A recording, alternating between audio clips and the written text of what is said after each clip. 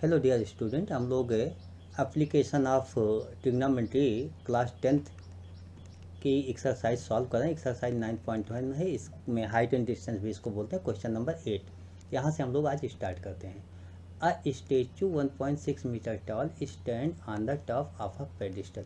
Pedestal मतलब उस stand को कहते हैं जिस पर कि मूर्तियाँ बनाकर रखी होती हैं। कभी आप शहरों में जाओ, चौराहों पे जाओ, देखिए एक स्टैंड बना होता है, उसके ऊपर मूर्तियाँ रखी होती हैं। तो सबसे पहले हम इसी को बना लेते हैं, उसके बाद आगे क्वेश्चन को कंटिन्यू करते हैं। देखिए कैसे बनाएंगे हम लोग। ये मान लिया हमारा कि ए बी होता है, ए बी हमारा पेडिस्टल होता है, मतलब एक स्टैंड होता है। इसके ऊपर एक मूर्ति रखी है, मूर्ति को हम लोग कहते हैं कि बीसी मूर्ति है। अब इसके बाद क्वेश्चन ये, from a point on the ground the angle of elevation of the top the statue is 60 degree. Ground से स्टेचू के टॉप का एंगल जो है वो 60 डिग्री होता है। तो यहाँ पर हम लोग ये कहते हैं ग्राउंड, देखिए ग्राउंड तो आपका यहीं होगा, इस तरीके से होगा। यहाँ से एंगल जो होता है स्टेचू के टॉप का, ये एंगल आपके पास होता है 60 डिग्री। इसी क्वेश्चन में फिर से आगे हम लोग कंटिन्यू करते हैं। तो बताया गया and from the same point on the angle of elevation of the top of the pedestal is 45 degree. Pedestal के टॉप का, पेडिस्टल का टॉप तो ये है बी, तो बी का जो एंगल ऑफ एलिवेशन है उसी पॉइंट से, सेम पॉइंट से इस तरीके से एंगल ऑफ एलिवेशन वो कितना होता है आपके पास, 45 डिग्री होता है। Find the height of the pedestal, यानी पेडिस्टल की हाइट आपको निकालना है। तो हाइट आपको ए बी की निकालनी है। ये स्टेचू 1.6 मीटर, स्टेचू आपका 1.6 मीटर था, यानी बी सी आपका, ये एज क्वेश्चन नंबर 7 आपका जा रहा है, लेकिन क्वेश्चन नंबर 7 में ए बी गिवन था, बी सी फाइंड आउट करना था। यहाँ पे सेम कंडीशन चेंज हो गई है। ठीक है, फिलहाल हम लोग इसको क्वेश्चन सॉल्व कर लेते हैं। देखिए आप लोग इस क्वेश्चन को कैसे स्टार्ट करेंगे। हम लोग फिगर हमारा बन गया, यानी हम लोग क्वेश्चन यहीं से अपना स्टार्ट कर सकते हैं। तो सबसे पहले देखते हैं कि ए बी और इस पॉइंट का भी कोई नाम लिख लेते हैं। तो यहाँ भी कोई नाम लिख लो, आप नाम लिख सकते हो, इसको पी लिख लो। In triangle P A B, सबसे पहले यहीं से स्टार्ट कर लेते हैं। In triangle P A B, देखिए पी ए बी की बात करें तो ये तो 45 एंगल गिवन है। tan 45 equal to perpendicular A B upon A P. अच्छा, ना तो यहाँ ए बी गिवन है ना ए पी गिवन है, लेकिन यहाँ से एक बात मिली, tan 45 1 होता है, A B equal to A P. तो इससे जो रिजल्ट मिला वो ये मिला कि ए पी और ए बी दोनों इक्वल होंगे, ये रिजल्ट मिला। तो ये बहुत इंपॉर्टेंट रिजल्ट है, बस इसको यहाँ रखते हैं। दूसरा राइट एंगल ट्रायंगल हम देखते हैं, तो ए बी और ये एंगल होता है आपके पास दिस। इस पूरे ट्रायंगल की बात कर लेते हैं। तो अब हम कहते हैं in triangle P A C, P A C tan 60 equal to perpendicular A C upon base A P. tan 60 की वैल्यू √3 होती है। ए सी आपका A B plus B C होता है, whole divide by A B हो गया, cross multiple कर लिया, √3 ए बी यहाँ पर भी हो गया प्लस बी सी हो गया। देखिए यहाँ ए बी आ गया। इस ए बी को हम लेफ्ट साइड लेके आए, इस ए बी को लेफ्ट साइड लेके आए, तो यहाँ से आपको क्या मिला, B C equal to √3 minus A B.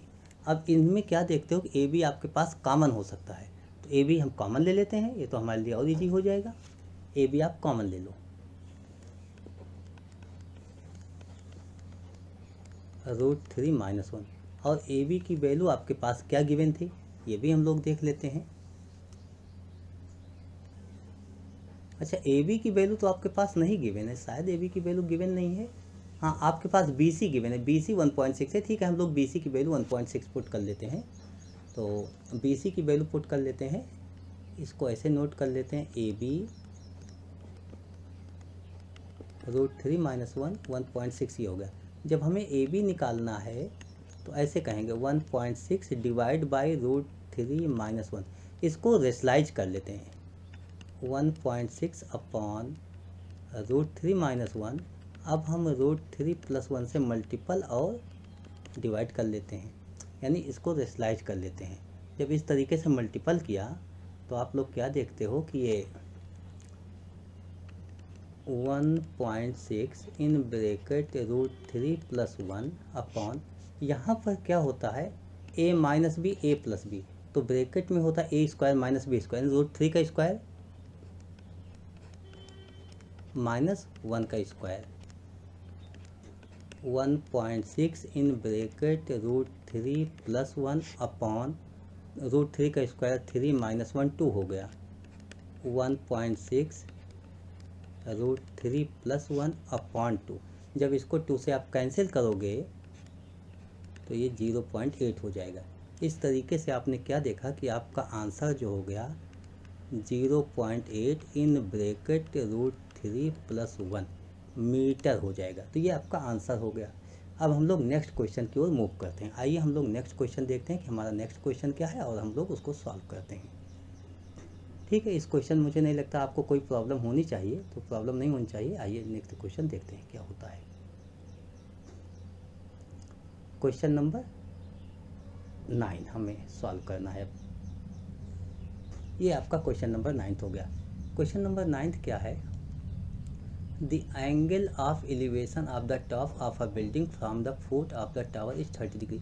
देखिए, टावर के फुट से बिल्डिंग के टॉप का एंगल 30 डिग्री है। And angle of elevation of the top of the tower from the foot of the building is 60 degree. पुनः यही बात देखो, मतलब एक टावर है, एक बिल्डिंग है, और उसमें भी गिवन है if the tower is 50 metre high find height of the building. इस क्वेश्चन को आप फिर से रीड कीजिए और फिर से समझने का प्रयास कीजिए कि क्या है गिवन और कैसे हम लोग इसको सॉल्व करेंगे। आइए हम लोग इसको फिर से आपको बताते हैं। देखिए, the angle of elevation of the top of the building from the foot of the tower is 30 degree. मतलब टावर और बिल्डिंग दो हैं, तो दोनों हम पहले बना लेते हैं। एक तरफ टावर, एक तरफ बिल्डिंग। मतलब एक तरफ आपके पास ऐसे टावर हो गया, एक तरफ बिल्डिंग हो गया, इस तरीके से। देखिए, इसमें हमें ये तो नहीं पता है कि कौन सा टावर हाइट ज़्यादा होगी या बिल्डिंग की हाइट ज़्यादा होगी, हम ऐसा नहीं कह सकते, लेकिन इससे आपका क्वेश्चन गलत होने वाला नहीं है। फिलहाल एंगल से आप इसको डिफाइन कर सकते हो, लेकिन एंगल से डिफाइन करने की कोई ज़रूरत नहीं है। आप ऐसे क्वेश्चन को सॉल्व कीजिए। देखिए, angle of elevation of the top of the building from the foot of the tower, हम फुट ऑफ टावर इसको कह लेते हैं। यहाँ से बिल्डिंग का एंगल ऑफ एलिवेशन जो होता है वो 30 डिग्री हो जाता है। And the angle of elevation of the top of the tower from the foot of the building, building के फुट से ये 60 डिग्री हो जाता है। जाहिर सी बात 60 है तो ज़्यादा होगा और वो कम होगा। इसके बाद इसमें गिवन है if the tower is 50 metre high, tower आपका 50 मीटर हाई हो गया, मतलब इसकी हाइट 50 मीटर है। ठीक है, find the height of the building, मतलब CD आपको फाइंड आउट करना है, CD की वैल्यू आपको निकालना है। तो ठीक है, हम लोग CD की वैल्यू निकाल लेते हैं। चलिए हम लोग आगे इसको प्रोसीड करते हैं कि क्वेश्चन कैसे सॉल्व होगा। इस पूरे फिगर को देखिए। देखिए, क्वेश्चन आपका जब हाइट एंड डिस्टेंस का फिगर बन जाता है तो क्वेश्चन आसान हो जाता है। तो यहाँ हमारे पास फिगर बन गया है, हम इसे सॉल्व करेंगे। अब इस तरीके से हमारे पास फिगर है। इसको आप देखो तो हम इसको ज्वाइन भी कर सकते हैं, D से इस पर परपेंडिकुलर डाल सकते हैं, लेकिन उसका कोई बेनिफिट आपको स्पेशली नहीं होने वाला इस क्वेश्चन में, तो वो सब छोड़ देते हैं। अब हम लोग स्टार्ट करते हैं यहाँ से। इन ट्रायंगल ACD, इसमें क्या हमारे पास है, चलिए हम लोग सॉल्व करते हैं तो मिलेगा जो मिलना होगा। इन ट्रायंगल ACD, जब आप ऐसा लिखोगे इन ट्रायंगल ACD, तो आपके पास होगा 30। इस 30 के लिए निकालो, tan 30 equal to perpendicular CD upon AC। क्यों? क्योंकि परपेंडिकुलर ज्ञात करना है, मतलब फाइंड आउट करना है, और AC दोनों में कॉमन है, इसलिए tan 30 लगा दिया, यानी परपेंडिकुलर बेस। tan 30 की वैल्यू 1/√3 होती है।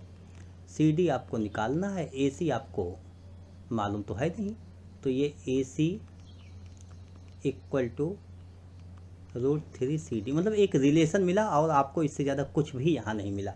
कोई बात नहीं, अब हम दूसरे ट्रायंगल की बात कर लेते हैं। आइए दूसरे ट्रायंगल की बात करते हैं।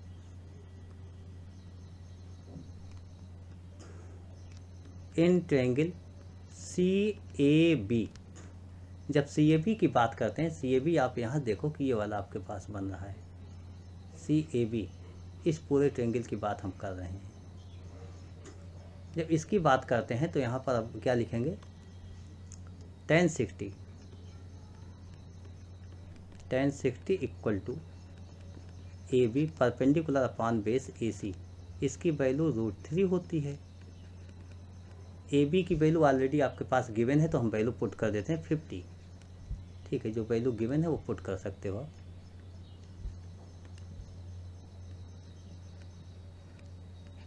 अपॉन AC, यहाँ से AC की वैल्यू आपके पास हो गई 50 अपॉन √3। देखिए AC की वैल्यू आ गई। अब AC की वैल्यू यहाँ भी थी, AC की वैल्यू यहाँ भी है, AC की वैल्यू यहाँ है, तो दोनों AC की वैल्यू अलग नहीं हो सकती, क्वेश्चन तो एक ही है। तो इसको लिख सकते हो देयरफॉर AC की value √3 CD equal to 50/√3। CD equal to 50 upon √3, इधर आएगा तो मल्टीपल होगा, √3 इंटू √3, 50 अपॉन 3, ये डिवाइड कर लो, 16 2/3, ये 50 मीटर है तो ये मीटर हो जाएगा, CD आपके पास आ गया। तो इस तरीके से आपने इसका भी आंसर निकाल लिया। आइए अब हम लोग नेक्स्ट क्वेश्चन सॉल्व करते हैं। ये आपका सॉल्व हो गया क्वेश्चन। अब नेक्स्ट क्वेश्चन की ओर हम लोग मूव करते हैं। देखते हैं नेक्स्ट क्वेश्चन हमारे पास क्या होता है।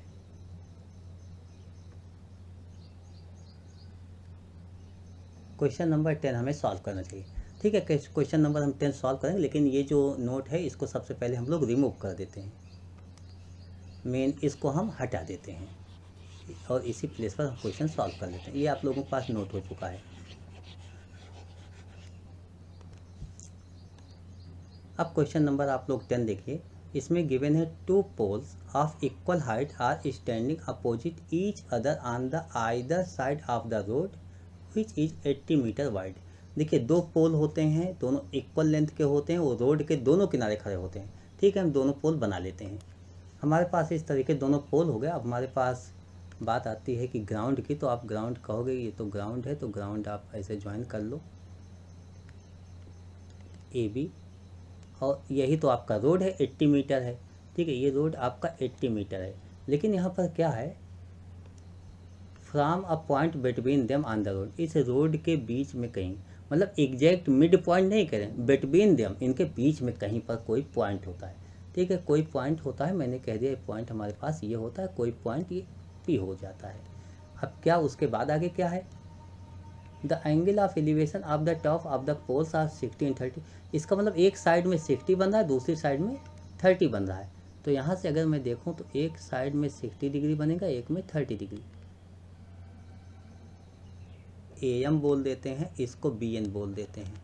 अच्छा, ये याद रखिएगा कि AM इक्वल टू BN हो जाएगा, मतलब यहाँ पर कुछ चेंज नहीं है। और दूसरी बात AP प्लस PB, इन दोनों का सम 80 मीटर है, ये भी आपको याद रखिए। ये एंगल आपका एक 60 डिग्री हो गया, तो दूसरा 30 डिग्री हो गया, इस तरीके से हो गया। इस क्वेश्चन को आपको सॉल्व करना है। तो इन ट्रायंगल PAM,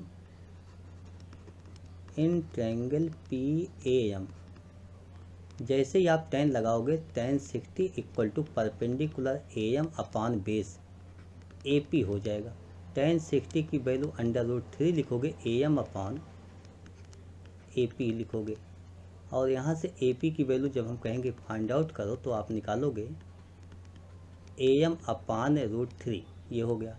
दूसरे में आप लिखो in triangle PBN, tan 30 equal to perpendicular BN upon PB, ये 1/√3 equal to BN upon PB। यहाँ आप कुछ नहीं कर सकते हो, बट BN जो है आपने स्टार्टिंग में ही लिखा है कि BN AM दोनों इक्वल होता है, तो यहाँ हम AM लिख सकते हैं इसको, तो इसको हम AM लिख लेते हैं। या एक काम करते हैं, दोनों में AM निकाल के इक्वेट कर लेते हैं। सबसे पहले हम इसको AM लिखेंगे, उसके बाद इक्वेट बाद में करेंगे। तो BN को हम 1/√3 और ये जो BN है इसको हम AM लिख लेते हैं, AM/PB। यहाँ से AM की वैल्यू निकाल लेते हैं, तो ये आपका इस साइड जाएगा और AM = PB/√3। देखिए यहाँ पर AM की वैल्यू ऑलरेडी हमें AM ही निकालना था, तो मैंने AB निकाल लिया, लेकिन कोई बात नहीं। AM = AP√3, इसलिए कि आप पहले से तो नहीं जानते थे कि आपको क्या निकालना है। तो AM, अब दोनों में AM इक्वल हो गया। देखिए इसमें भी AM हो गया, इसमें भी AM हो गया, दोनों AM इक्वल कर दो। जैसे ही AM इक्वल करोगे आपके पास होगा AP√3 = PB/√3। इस तरीके से आपके पास वैल्यू आ गई। जब इसको थोड़ा आपने सॉल्व किया तो √3 आप इस साइड लेके आओ तो ये होगा 3AP = PB आ गया।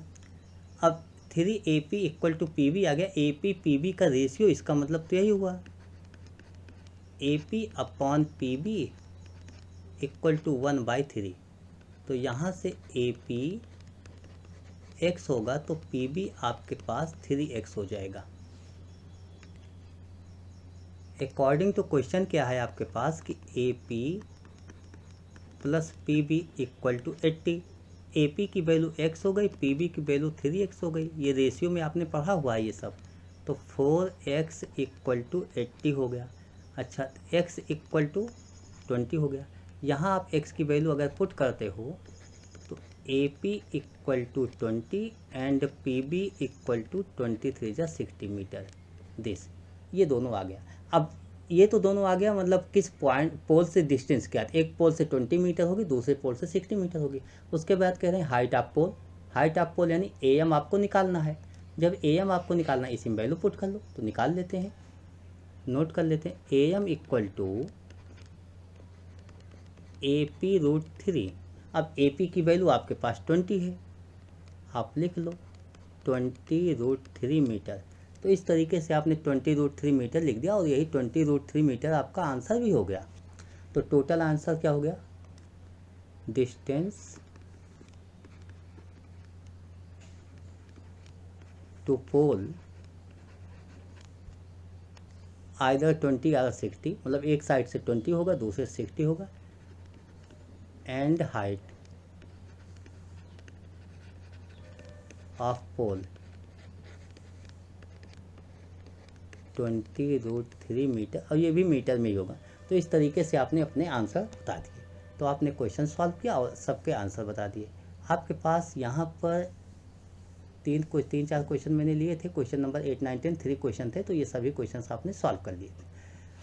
तो I hope you understood explanation of these questions. Okay, thank you, bye. मिलेंगे नेक्स्ट क्वेश्चन में। Okay, thanks.